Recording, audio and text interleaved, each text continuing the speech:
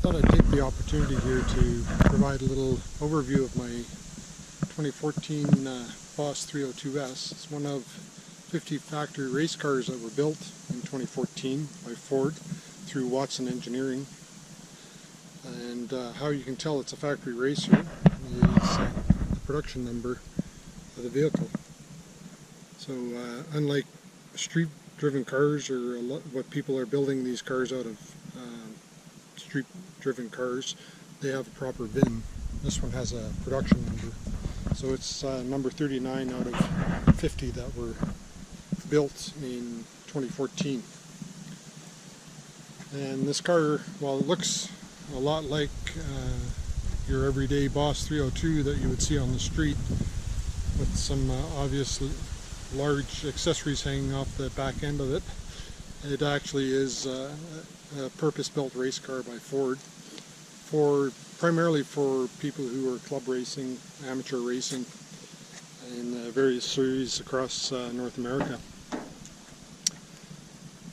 But another clue that this is not a street-based car. They come with a decal right on them indicating they're not for road use. There's a number of things that are missing from the vehicle in order for it to be road legal. Things like turn signals or a washer bottle. The windshield wipers do work, but there's there's no turn signals, there's no hazards, so there's a number of missing features that you would need in order for this car to be street legal. And there's quite a few changes that Ford had made from the production car. It comes with the, I guess it's the Roadrunner is what it was called, the version of the Coyote that was used in the Boss, but this one's somewhat different than the street-driven Boss. I've done some modifications to the car, and you can see the Cobra Jet intake on it. I've also put on long tube headers. You can maybe see down there. But it did come with the Boss 302 intake.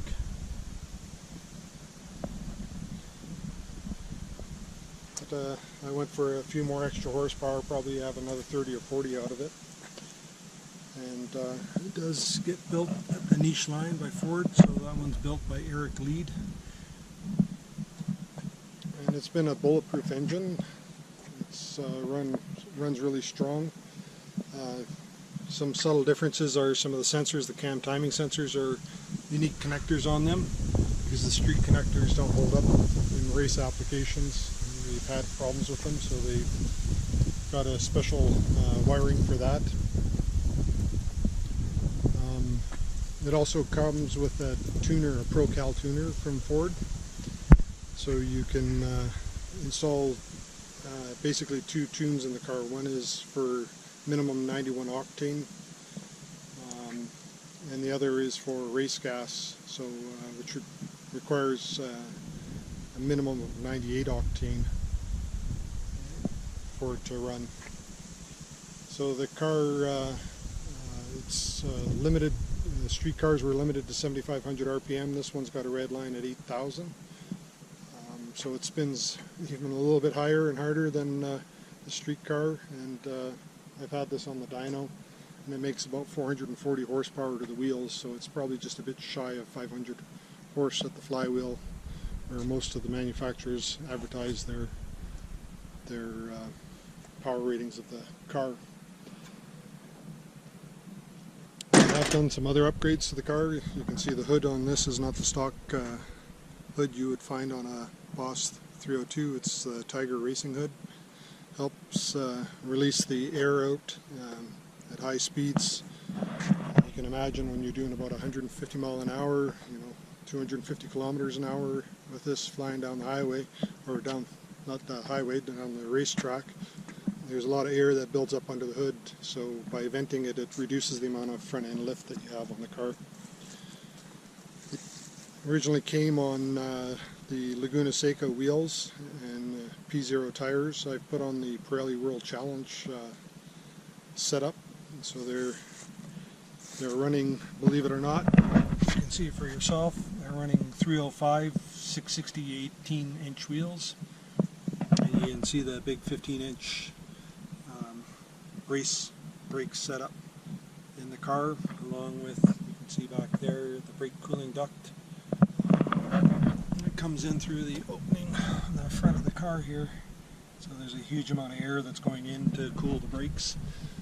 I think some of the earlier bosses, they were having a bit of problems with the brakes. They had a 14-inch brake setup on them, and they were having issues with brake fade eventually in longer races.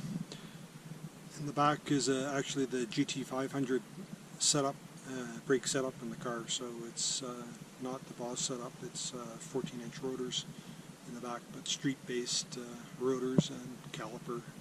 But it all rides on, or the pads are all race-specific brake compounds. They're not a street compound. They do make a bit of noise. So to get into the trunk here, you'll see there's a little latch just on the corner of the passenger side window you can get in to open the trunk. Just like in the front, I never mentioned it, but it comes with coilover suspension with remote reservoir shocks, adjustable, fully adjustable ride height and damping compression, and that all from the factory. And you can see the cage running into the back mounts of the car. The car also came with a rear mounted battery stock. The car also came with a air oil separator for the rear differential, and that's because the differential does get pretty darn hot, and to that end I actually put in a differential cooler pump to circulate the oil. Debated between putting it in the trunk where the heat is somewhat trapped, but it does manage to get out because there is actually airflow through the trunk. It's not sealed. You can see there's a number of openings in the floor of the trunk, and it does successfully keep the temperatures down.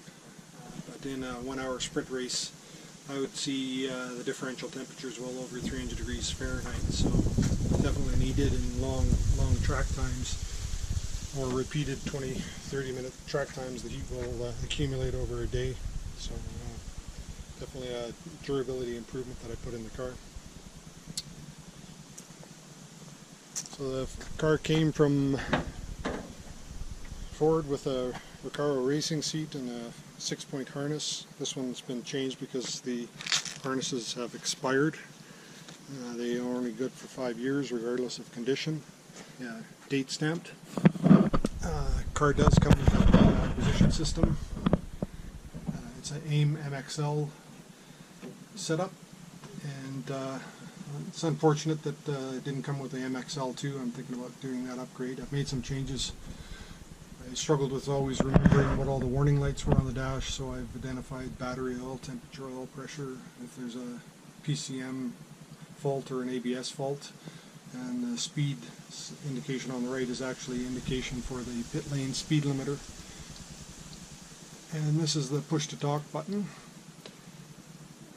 I've actually flipped these from where they came from when the car was built, because when you're actually driving and you need to talk to your crew, kind of hard to push and talk over here and then reach and grab a gear if that should come up. So you'd end up lifting off and switching, so it was a quick change. There's no theft system in this car or anything. There's an emergency power disconnect master switch there, and then there's buttons for the turn on the power to the PCM and that, and activate the ignition, and then turn on the fuel system, and then you'd hit the push start to power it. There were 3 auxiliary switches that were also set up in the car with nothing on them. I've wired in the differential cooler on one, put a power point on the second one, and on the third one I actually use it to control my cool suit setup. So I'll show you that. I've added that to the car. It didn't come with it.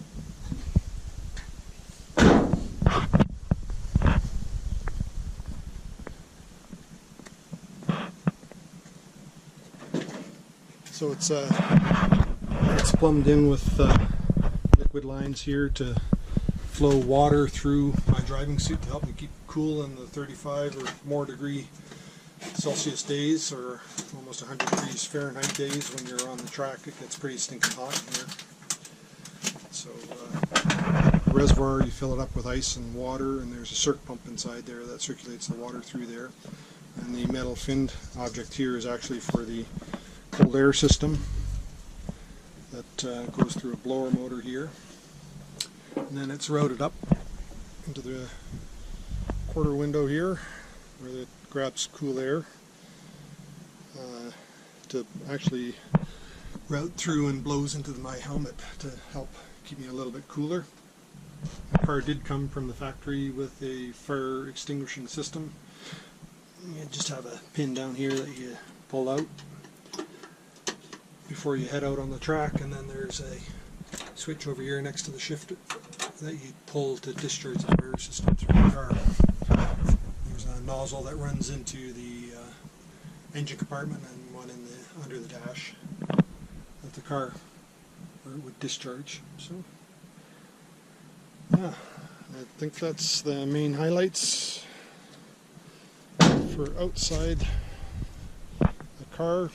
Maybe I'll just pop the hood one more time here, show you the remote reservoirs here for the coilovers in the front. You can see adjustable camber plates right from the factory.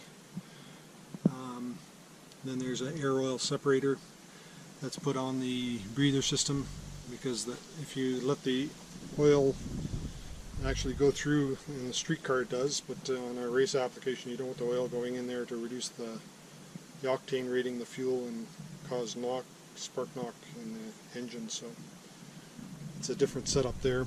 The power steering in this car is a totally different unit than the street car, as the brakes are a completely different setup than the street car. The radiator is quite huge, as you can sort of see there, a full aluminum thick radiator. And the anti-lock brake module is a race specific module on the car. The transmission in this is actually a Tremec 6060, not the MT82 that's in the street Mustangs, and I forget what the boss actually used. It's actually the GT500 transmission. So the car has a large cooler. You can just sort of maybe make out the oil cooler right there, the engine oil, and then right next to it on the other side is a transmission cooler.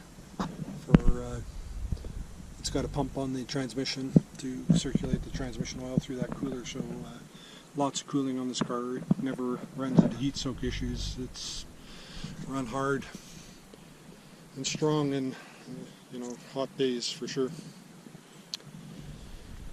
So yeah, that's an overview of my Boss 302. I'll put it up on my lift and give you a view from the underside of the car as well.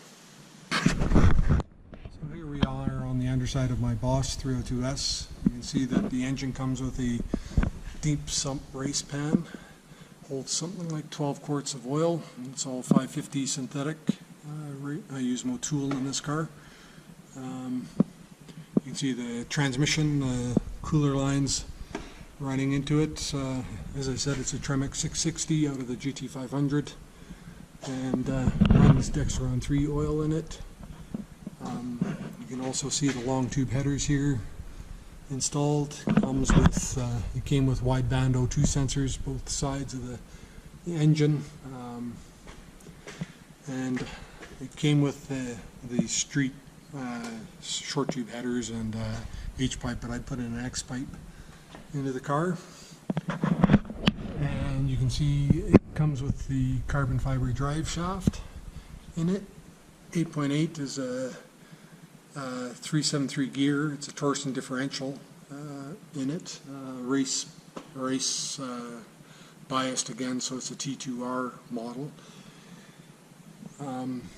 As I mentioned earlier, I put a differential cooler in on the car. You can see the differential line, and here's the temperature sensor that I've put in, plumbed into and wired into the data acquisition system.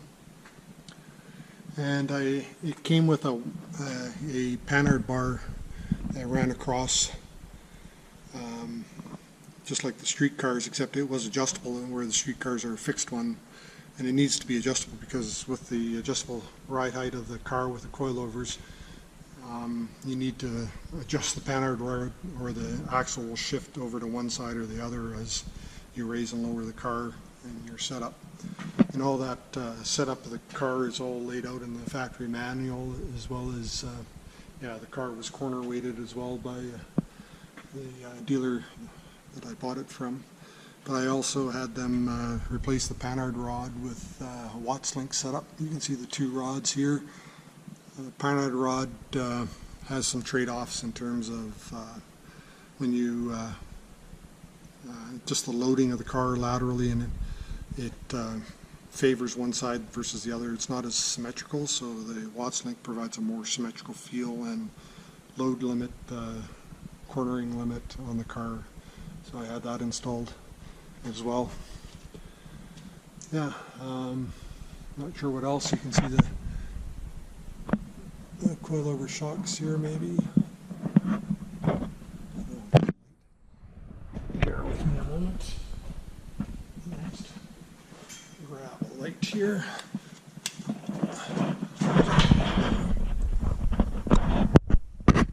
can see the coilover shocks on the car, and the drop pickup point for the rear axle, along with after the Ford Racing tubular lower control arms on it. There you go. Yeah, it's interesting with the 373 gears in this, and the gear ratios in the transmission. It's actually pretty long-legged. You know, I can get up to 150 mile an hour in fourth gear before I hit red line. And there you can see the front suspension, the adjustable coilovers up there, backside of the brakes, the cooling duct coming into the brakes, and the vanes on the rotor, large caliper, all set up for quick change brakes. And then the front splitter here is got a little bit of adjustment to it with the strut rods that support the front end here. It is a pretty low car. Actually, to get it in and out of my shop, I have to lay down some boards because the lip is, I don't know, 3 or more inches. That's about all the clearance that is on the front end of this car, is about 3 inches. Yeah. So that's the underneath of the Boss 302S. So here's the car back on the ground. Didn't mention earlier, it comes with HID headlights, so they're pretty bright and strong, good for the driving in the rain, or if you end up endurance racing into the evening. Front and rear tow hooks, obviously, for pulling the car, flat towing it around. I use it for winching the trailer. It's really handy that way. The vehicle comes with a actually the stock fuel tank. The Boss 302R came with the fuel cell, but the S makes do with the stock production tank. Has its issues and trade-offs. One of the biggest being that it's just short of an hour runtime on a tank of gas, so it lasts about 50 minutes. So if you're running a 1 hour endurance race or longer, plan on coming to the pits for a splash and go to get to the ends. Just hop inside the car. Bear with me a moment here as we get into the car.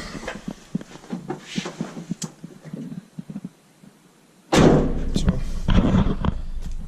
yeah, just turn on the master power switch here, and the data acquisition system goes through its boot up sequence. So here's the MXL dash. You can see the oil temperature is running right now at 120 degrees Fahrenheit. The engine does come with 550 oil in it, synthetic. It's definitely tight and very viscous oil, tight engine and viscous oil, so you need to really warm up the engine before you want to put any revs to it, because it runs right on the relief valve on the oil pump, because the oil is so viscous and the engine's so tight when it's cold. So it gives you a predictive lap time as you're going around the track, so you know if you're running ahead or behind plan on your lap times. Gives you the engine coolant temperature, oil pressure, so you got your basic information there. Did go over some of the switches earlier, but this one switch here is for the fan for my helmet. Brings cold air into my helmet, and this is the switch that controls the liquid pump that circulates water through my cool suit. And then the headlight switch is here, so park lights and headlights. And this is the switch that controls the pit speed limiter. So if it's down, you use that to adjust the speed up and down for pit lane speed limits, and up is for the two-step. So if you've got a standing start grid, you can actually set your RPM, have the clutch to the floor, foot flat on the floor on the gas. It'll hold a given RPM that you program in, say 2500 or 3000 RPM. You let the clutch out, and then it releases the rev limit, and you launch forward hard. So yeah, the steering wheel, didn't really show it earlier, but it is a removable piece. And I did add a two-way radio, so when I'm doing endurance races I can call back to the pits and find out when I should be coming in for service. Just on the other side of the dash is the OBD2 port, right in the ventilation duct. There is no ventilation system at all in this car. There's no heating or cooling or anything like that. It's just a bare dash with nothing really underneath. So we'll just fire the car up so you can hear the sound of it. It's a pretty nice sounding car. Fuel and ignition on. So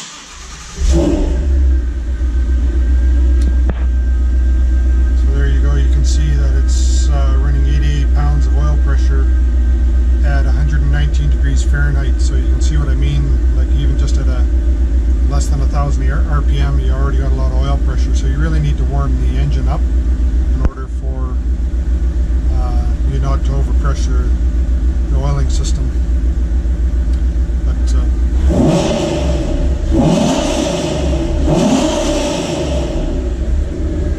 sure makes a nice sound.